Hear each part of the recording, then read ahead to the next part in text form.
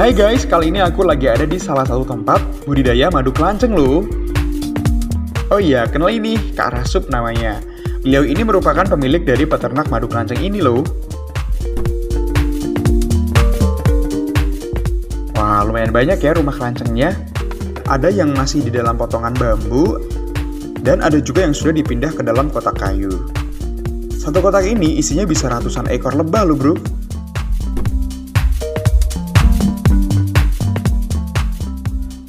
Jadi lebah kelanceng ini salah satu jenis lebah penghasil madu yang ukurannya sangat kecil, seperti lalat, namun bukan termasuk lebah penyengat. Jadi teman-teman tidak perlu takut tersengat.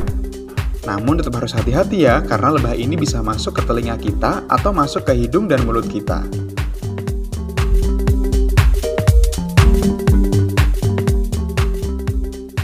Madu kelanceng atau lebih dikenal dengan sebutan lain madu trigona dihasilkan oleh lebah kecil, ramping dan hitam yang disebut dengan lebah trigona SPP.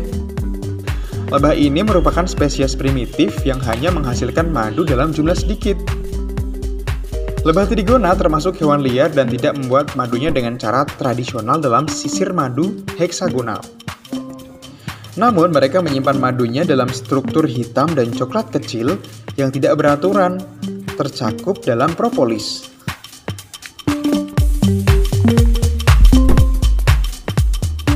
Nah, cita rasa dari madu kelanceng ini terbilang unik dan berbeda dari madu biasanya loh. Madu kelanceng ini berwarna agak gelap, tidak bening, serta berpaduan rasa agak manis, asam, dan pahit. Selain itu, madu kelanceng juga memiliki kisaran nutrisi dan nilai gizi yang lebih tinggi dibandingkan dengan lebah madu biasanya.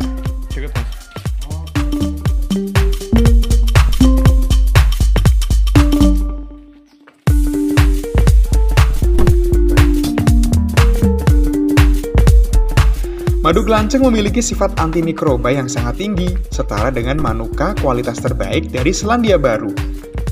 Madu jenis ini memiliki potensi besar untuk dikembangkan dalam keperluan pengobatan modern. Khasiat madu kelanceng mungkin sudah tidak diragukan lagi, apalagi jika dibandingkan dengan hasil dari lebah madu biasa.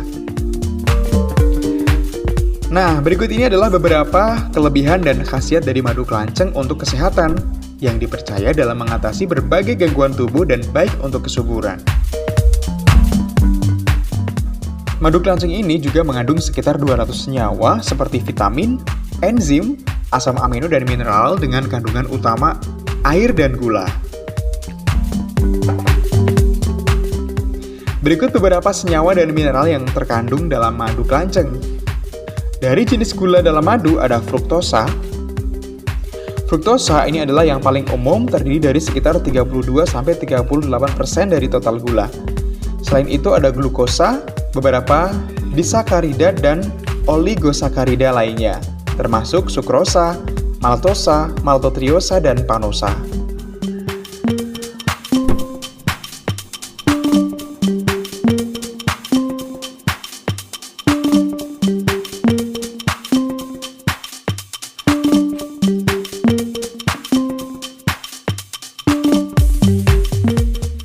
Dalam kandungan madu kelanceng ini juga ditemukan adanya asam organik, mineral, dan elemen jejak seperti kalsium, kalium, natrium, magnesium, fosfor, belerang, besi, seng, tembaga, dan mangan.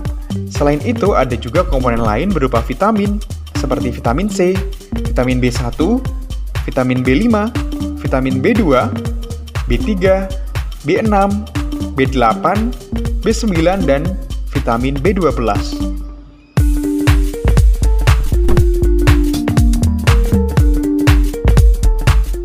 Enzim dan protein merupakan konstituen minor.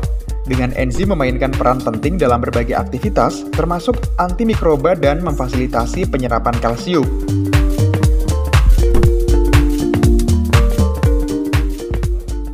Banyak penelitian telah melaporkan manfaat madu kelanceng akan kandungan antioksidan yang tinggi.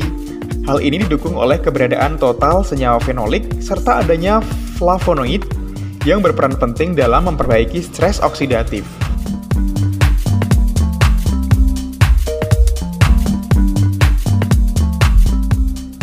Nah, teman-teman tahu nggak perbedaan dari madu kelanceng dibandingkan dengan madu lainnya? Yang jelas kalau madu kelanceng itu pasti harganya jauh lebih mahal dibandingkan madu biasa.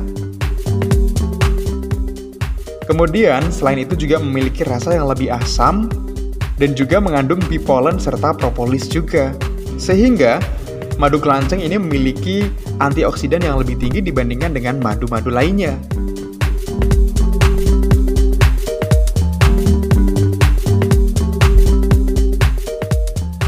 Nah, madu kelanceng juga memiliki berbagai manfaat seperti antimikroba, mengatasi radang, antiinflamasi, mengatasi gangguan kesuburan, menjaga kesehatan jantung dan pembuluh darah.